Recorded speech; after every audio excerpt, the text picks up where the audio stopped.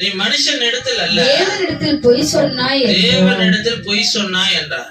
பாருங்க, பரிசுத்த ஆவி நிறைவுக்குள்ள ஒரு ஊழியக்காரன் இருக்கிறான், ஒரு ஆவிக்குரிய விசுவாசி இருக்கிறான்னா அவன்கிட்ட ஒருவனும் வந்து பொய் சொல்ல முடியாது. பரிசுத்த ஆவியின் பலன் அதுதான். அதுக்கு முன்பாகவும் யாருதுதான்? அனனியாவுதுதான். அவன் போடுறது போடாதது அவனோட விருப்பம். ஆண்டவர் அதை கேள்வியே கேட்க மாட்டார்.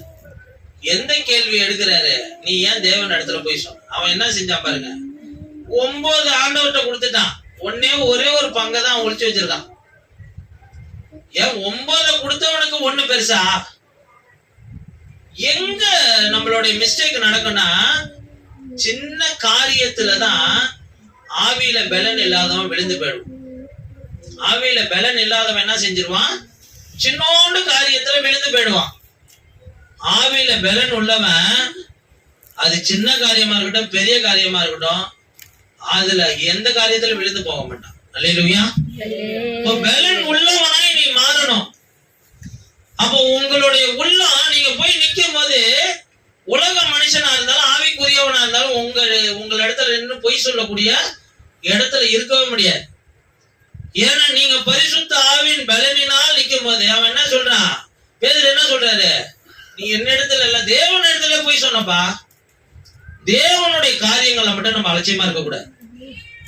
எதை பொய் சொல்லக்கூடாது, எது அப்படியே எங்க மூத்த போதகர் ஐயா சொல்லுவாரு, டைம் என்ன பாஸ்டர் அப்படின்னு கேட்டோம்னா 2:1 2:1 என்ன சொல்லுவாரு? 2:1 2:1 2:2. இது நம்மளுக்கு கேட்க எப்படி இருக்கும்? யார் 2:5 சொல்லலாம்ல, யார் 2:10 சொல்லலாம்ல. என்ன பாஸ்டர் வந்து இது கூட தெரிய மாட்டேங்குது.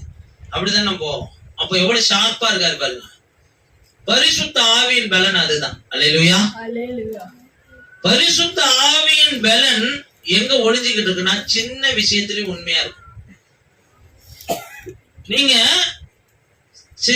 குறைவுள்ள காரியங்கள்ல நிறைவாய் ஆண்டவருக்கு நிக்கும் போதுதான், நிறைவுள்ள காரியம் வரும்போது குறைவு இல்லாம நிப்பீங்க. புரியுதுங்களா?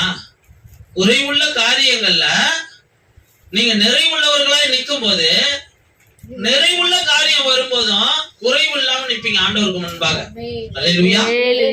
அப்ப நீங்களும் நானும் உள்ளத்துல உள்ளதை, மற்றவர்கள் உள்ளத்துல உள்ளதை ஆண்டவர் இங்க பேதருக்கு வெளிப்படுத்துறாருன்னா, இப்ப இவன் எப்படிப்பட்ட பலத்துல இருக்கிறான்?